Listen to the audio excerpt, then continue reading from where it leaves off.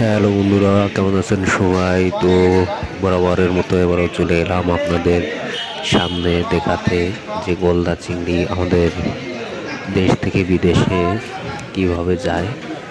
দেখেন এখানে গলদা চিংড়িগুলো বরফ দিয়ে রাখা হয়েছে। তো এখান থেকে নিয়ে এই যে টেবিলে এখানে করা হচ্ছে, এই প্লাস দিয়ে এর পাগুলোকে চেপে চেপে দেওয়া হচ্ছে, আর এখানে হাত দিয়ে তার মাথার খোলসটা খুলে নেওয়া হচ্ছে। তো এভাবে একই সঙ্গে অনেক লোক কাজ করে। তারপর খোলস ছাড়ানোর পর অন্য সাইডে রাখা হচ্ছে। দেখেন এই ছেলেগুলো প্লাস দিয়ে পাগুলো চেপে চেপে দিচ্ছে যাতে ওর ভিতর শ্বাস না থাকে। এগুলোকে হেডলেস বলে। তো এটি হচ্ছে মোস্তফা মোড়। তো এখান থেকে যাবে কোম্পানি, আর কোম্পানি থেকে আপনার শিপিং হবে। তো শিপিং হয়ে প্রায় 5-6 মাস পর এই মাছগুলো বিদেশে যায়। দেখেন তো এরপর যেটা হয়, এখানে এই কলস ছাড়ানো মাথা থেকে, তারপর যেটা করে গিলু বের করা, মাথা থেকে গিলু বের করা। তো সবাই দেখেন কত সুন্দর কাজ করছে। এখান থেকে মাথার কলস ছাড়ানো এখানে রাখা আছে, আর ওই সাইডে যে গিলু বের করা হচ্ছে। খুবই সিম্পল বিষয়, কিন্তু অনেক সময়ের কাজ।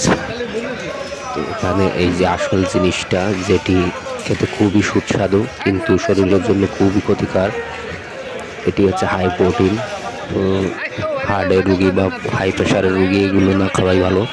এখান থেকে এই মাথার গিলুটা বের করে নিয়ে তারপর বিদেশে পাঠাবেন। তো এখান থেকে চলে যাবে আবার কোম্পানিতে গিয়ে ওখানে গ্রেড হবে। দেখেন এখানে এই গিলু কাটিং বা মাছ কাটিং যাকে বলে, আপনারা যারা দেখেননি তো দেখে নিন। আর এটি পাওয়া যাবে আমাদের খুলনা মোস্তফা মোড় ভাই বন্ধু মৎস্য ফিশের। প্রতিদিনে সন্ধ্যা থেকে এই মাছ কাটা শুরু হয়। তো এখান থেকে এই গলদাগুলো কিনতে পাবেন না, কিন্তু গলদার গিলু ট্যাং এগুলো কিনতে পাবেন। তো যারা এগুলো নিতে চান, গিলু নিতে চান, তারা এখানে চলে আসতে পারেন।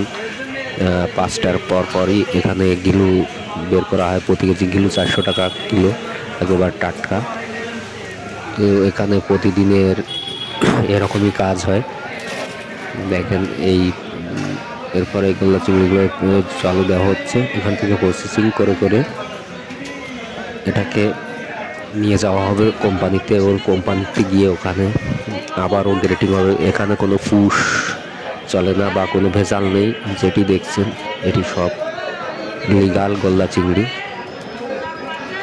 তো ভিডিওটি ভালো লাগলে সবাই একটু লাইক শেয়ার কমেন্ট করে দেবেন। ধন্যবাদ।